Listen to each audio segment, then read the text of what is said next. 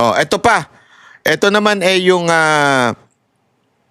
banat po ni BP Sara naman kay Claire Castro. Eto. Oh, eto. Ng umaga ginagawa ko siya at gusto ko lang ipaabot doon sa mensahe yung pansuporta ako kay Congressman Kiko Barsaga, lalong-lalo na sa kanyang karapatan sa malayang pamamahayag at salita, no, na protektado yun ng Constitution at lahat. Ayan. So, sinusuportahan ni BP Sara Duterte yung sinabi nga ni Kiko Barsaga. Alam mo, tama talaga di ba? Yan yung sinasabi ni Pangulong Duterte noon Kahit hindi niya gusto ko, sabihin mo sa kanya, I will protect you because that is your right. And as the president of this country, he will protect you. Alam mo, yan ang isang bagay na hindi maunawaan ng ibang, lalo na itong administrasyon na ito. Nakaliwat ka na ng pang-uusig sa mga pumupuna, bumabati ko sa kanila. Lalong-lalo na kung ikaw ay nasa side ng mga Duterte. Talagang kakasuhan ka kung ano-ano. Hindi ho Alam nyo, napakalinaw ho sa batas niyan. Hindi dapat maging onion skin ang public officials. At tayo ay protektado ng Bill of Rights Yung salita natin na pahayag ng ating saloobin. Ng Pilipino, merong karapatan na freedom of speech nga ko. So, yes, oo. It's an assault to democracy. Hindi lang yung kaso ni Congressman Kiko Barsaga, no? Madami pa yung mga finailan na inciting to sedition. Isa na ako doon. Meron akong case na under investigation for inciting to sedition. So, nakakalungkot kung bakit umabot na kayo sa ganitong estado sa aling bansa na hindi na nirerespeto yung Dendalon Bill of Rights natin under the Constitution. Mama, ano po minsan mo kailan?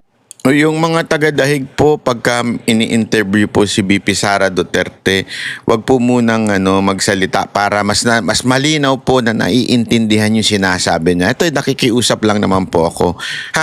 Para kasi minsan pagka inuunahan pa natin yung sinasabi ni BP Sara, hindi po sinihan yan. Hindi, naalala ko kasi yung yung dating nanonood pa ako ng sine. Tapos yung isasama ka nung kaibigan mong napanood na yung sine, uunahan niya yung nangyayari dun sa sine. Sasabihin niya, tingnan mo, mababaril yan, Boo, baril, Sabi ko, ikaw na lang manood. Tingnan mo, iiyak na yun, Siya talaga yung killer, Wag natin pong pinangungunahan para mas may paliwanag po kasi pagka sinabi nyo na, edi kayo na lang. Tingnan nyo, tumitigid tuloy si BP Sara Duterte. Supporting kataganitan niya. Dahil sa stay nga, waridian ito nila. Breeder ang dadiyar mo. Kanila lang mo. Here kan gusto yung about. Jiyat, sinagtatawa ng kanyang tikler. Wala na yan na sinasabi ko lagi, no, na huwag na natin i-carry kung ano yung sinasabi niya. Kasi unang-una, wala naman siyang ayos na sinasabi. Nakakabobo ng tao yung kanyang sinasabi. At saka pangalawa, nagdadala yun ng kahihiyan. Lalong-lalo na kapag nagsasalita siya na nandun yung seal ng Office of the President. Kasi nakikita yun ng buong mundo. So, nakakadala yun ng kahihiyan bilang mga Pilipino. Kaya ang mas maganda dyan, huwag pansinin para hindi umabot yung balita. Yun, kahihiyan daw si Yusek Claire Castro. Hindi, totoo naman kasi mga kababayan. Grabe ho si Yusek Claire. Si Yusek Claire Castro ang pinaka-the worst na public official, especially na hinire dito sa sa Office of the President. Kasi nasa likod mo yung seal ng Office of the President. Tapos ikaw mismo ay ang gulo mong kausap. wala kang tamang informasyon na ibinibigay, mali-mali, puro fake news. Tapos ang intention mo lang, siraan lang ng siraan ang mga Duterte, banatan lang ang mga Duterte. Which is, bit-bit mo yung seal of the president. Actually, wala namang problema. Kung vlogger ka, tapos banatan mo ng banatan ng mga Duterte, kalayaan mo yan eh. Huwag ka lang magpe-fake news dahil bawal ho yan. Diba? Pero yung bumanat ka, mag-disagree ka sa mga opinion, walang problema yan. Gawin mo yan sa labas ng iyong opisina. Kaya lang, kung nandiyan ka sa opisina mo, tas ganyan ang yung utak mo, naku po, may tawag dyan si VP Sara Duterte. Saray. Naman salit kaya tayo Ate Riharo. Oh yes, nagsabi ako sa kanya. Ulitin natin yung part na yun. Nakakabobo ng tao, yung kanyang sinasabi. Yan, nakakabobo. Yan ang sabi niya ni VP Sara Duterte kay Yusek Claire, nakakabobo. Totoo naman eh. Nakakabobo. Yung mga sinasabi ni Yusek Claire, pambobo lang. Diba? Alam mo, malupit itong administrasyon na ito. Naiintindihan ko kung ba't nila ginagawa yan eh. Para talaga i-distract ang tao eh. 'Di ba? Para talaga i-distract ang tao doon sa real issues na sana ay doon tayo nakamo-focus. Eh kaya lang, para ma-distract ang mga tao, gagawin itong ginagawa panggugulo nito ni Ante Claire. 'Di ba?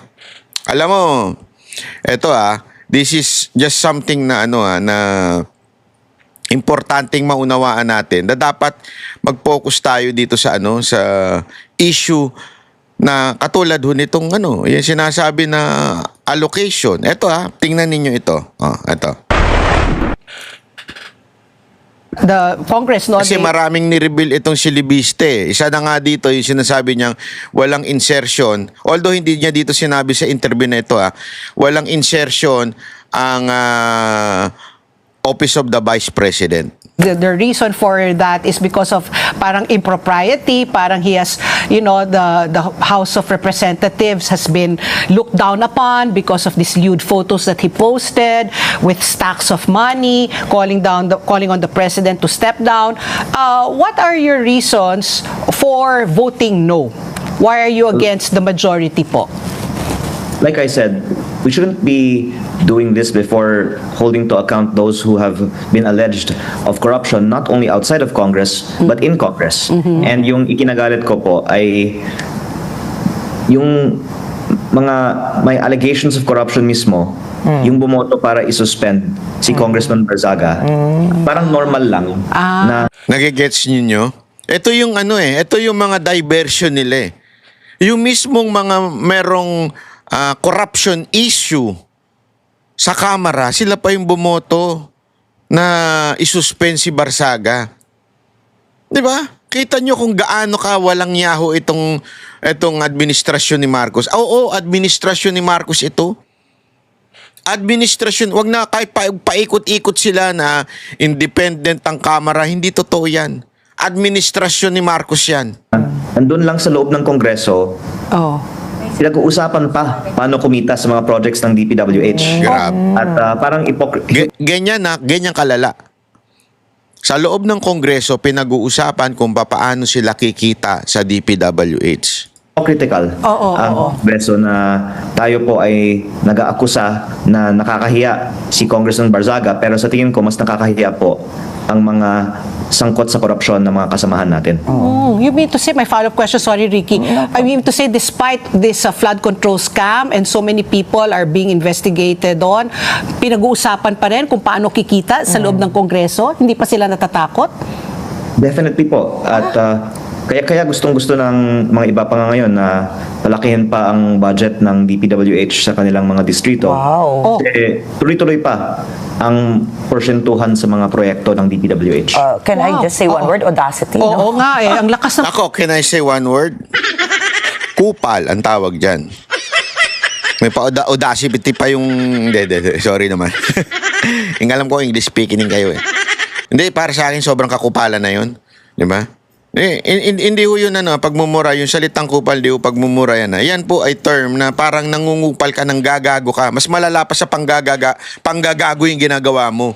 'Di ba? Pag sinabi mong kinukupal mo yung tao, mas malala pa dun sa panggagago. Ganun yung tamang term 'Di ba? Talagang malala. Mantakin mo, mga kababayan.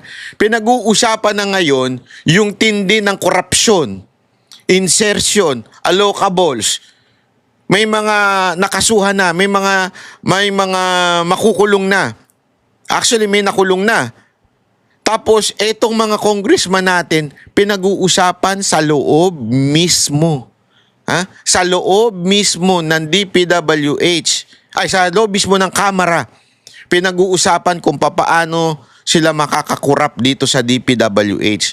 Saan ka ba? Only in the Philippines. Anong loob? Akala ko, di ba, slinash nyo na nga yung budget rin ng DPWH? Ang balita nga daw po, gustong ibalik. Ibalik. Wow.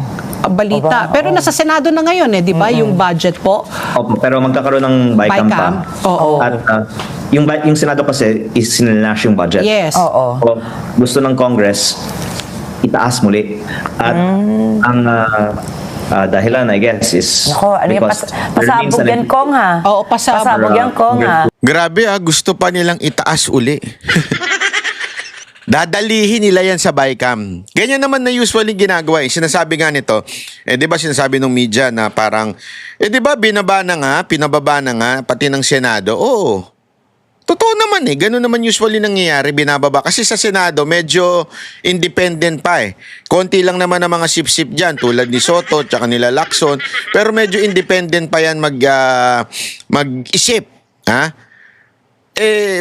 Pagbalik naman sa BICAM, di ba, yung mga nakarang nangyari, pag-uusapan na lang ng ilang tao yan.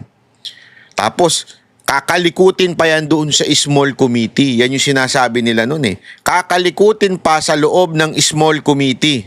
Ganong katindi. we have a DPWH budget. Kong, I'm just curious. I'm sure lahat din ng mga nanonood sa atin, Can you walk us through kung ano po yung proseso ng Ethics Committee? Paano nyo po sinabi kanina, kasi sinabi nyo, minadali siya kaya nakakagalit. Paano nyo po sinabi minadali? Ano po ba yung tamang proseso ng Ethics Committee ng Kamara de Representantes? Meron silang committee report that was given to us in my Viber thread 4:18 p.m. right before the vote was going to start. And Congressman Toby Chanco asked for interpellation, which was not granted. So there's basically no debate on the matter. And sa totoo lang naman po, hindi naman din sang-ayon ang karamihan ng mga kahapon sa ginawang ito, pero parang napipilitan lang din ang mga miyembro ng mayorya na ayon sa anuman ang Boto sa kanila. approve ng majority sa atin. Pero ang nakakalungkot lang po ay inuna ito amid all of the other issues that could instead be tackled in Congress, because October 13 was the last day in Congress that we had this high attendance for the approved budget. Wow. And then we were told to attend this afternoon, being told what it was for. Akala ko napaka-importanting bagay. Yung kailangan kasi ng 2/3 vote para mag-suspend ng member. So it shows the priorities of Congress. Sinasabi kasi ng iba, bakit sinasabi ko na dapat yung mga korap ang investigahan, hindi sabay. Yeah. Hindi ko sabay kasi ngayon lang nagkaroon ng ganitong karaming mga miyembro ng Kongreso na pina-attend ng Kongreso. Kasi tungkol naman sa corruption investigation, pagtungkol sa reforma ng DPWH, wala naman pong ganitong focus ang Kongreso ngayon. Kong, question lang. Pwede nyo ba sabihin sa amin, kaya nyo ba sabihin sa amin kung sino nagpapunta sa mga congressmen? Hindi, Para yung bumoto? mga parties, bahala sa kanilang mga miyembro. So, mga parties lang nagsabi sa kanilang mga miyembro na attendance is required at yesterday's session. Okay. Kong Leviste, this is my question. Barring, let's say the flood control scam is not present right now, but based on the actions of Congressman Kiko Barzaga, do you think it warrants a suspension? Because they were saying it was parang very, it put the House on a very bad light. His 24 posts that they asked him to take down, lewd photos of women, stacks of money, without the flood control scam. Just his actions. But do you think that he should be suspended in terms of impropriety? Control scam yung nakakaya sa Kongreso eh.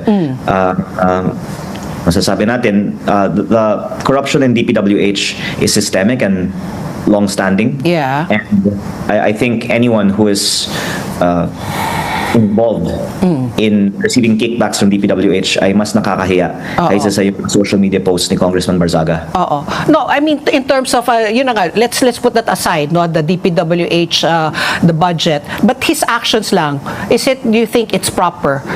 Yung What point he did? ko kasi, ma'am, ay ano yung standard natin to suspend a member? Yeah. Kasi kung ang standard natin ay kung sino man ang nakakahiya, as much as or more than Kiko Barzaga ang isususpend, baka napakarami po. Ayun na nga. ang Baka maubos ang House of Congress.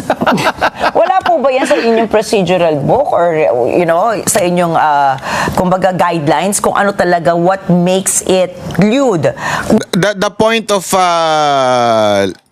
Libiste is simple, di ba? I mean, sa dami-dami ng problema ng Kamara, ito ang pinagtuunan ng pansin.